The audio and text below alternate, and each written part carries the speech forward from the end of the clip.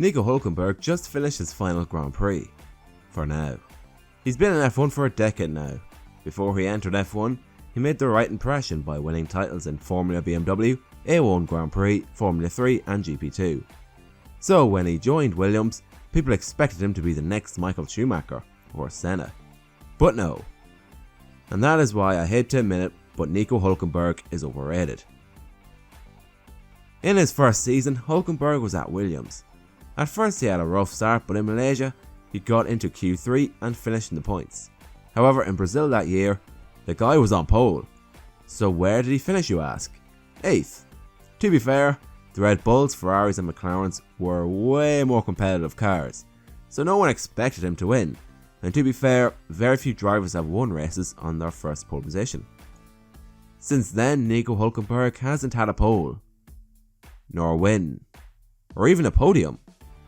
He holds the record for the most Grand Prix starts without a podium. So where did it all go wrong?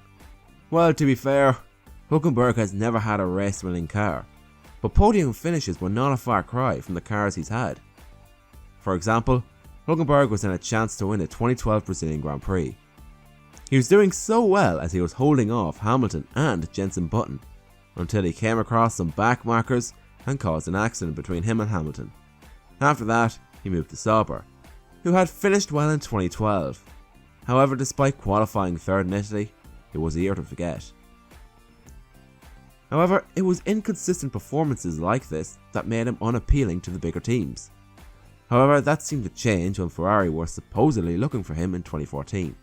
But instead, Ferrari opted to get Kimi Räikkönen, who was having a much better season in 2013. He was a world champion, and most of all, he was simply a better driver. He then returned to Force India at the start of the V6 hybrid era. Hulkenberg was partnered with Sergio Perez, another good but not great driver. Hulkenberg even beat Perez in the standings in 2014.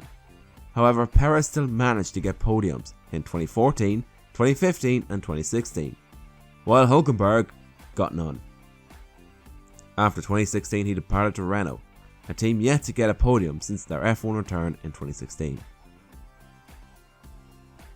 Now, even though the Renaults were not that good, a chance for Hulkenberg to get a podium was possible in certain races, such as Baku in 2017, Baku in 2018, Singapore in 2017 and the 2019 German Grand Prix, but he sadly bottled it in most cases, except for Singapore where he had a mechanical issue. Hulkenberg is so hungry for a podium that whenever the chance of a podium appears, he throws it away like an amateur. It's painful to watch, and I think that is why Hulkenberg was dropped in 2019. To add insult to injury, Daniel Ricciardo in his first season with Renault has beaten him in qualifying, races and the standings. It's insane to think that Hulkenberg is a 24-hour of Le Mans winner, which often has me to believe that Hulkenberg is the right driver in the wrong sport.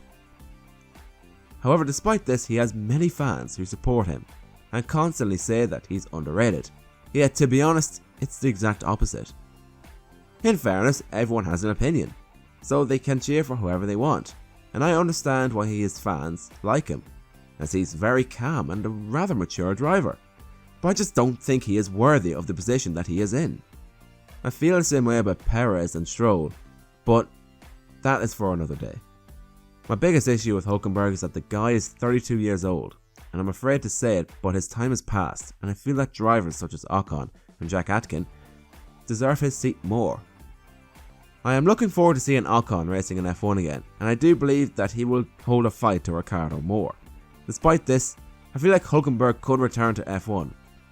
Either he will become a sim test driver at Ferrari, which seems to be popular, or he will go to World Endurance Racing, where he will probably do very well if given the right team. So why do you like Hulkenberg? Or why do you not like Hulkenberg? Let me know in the comments below.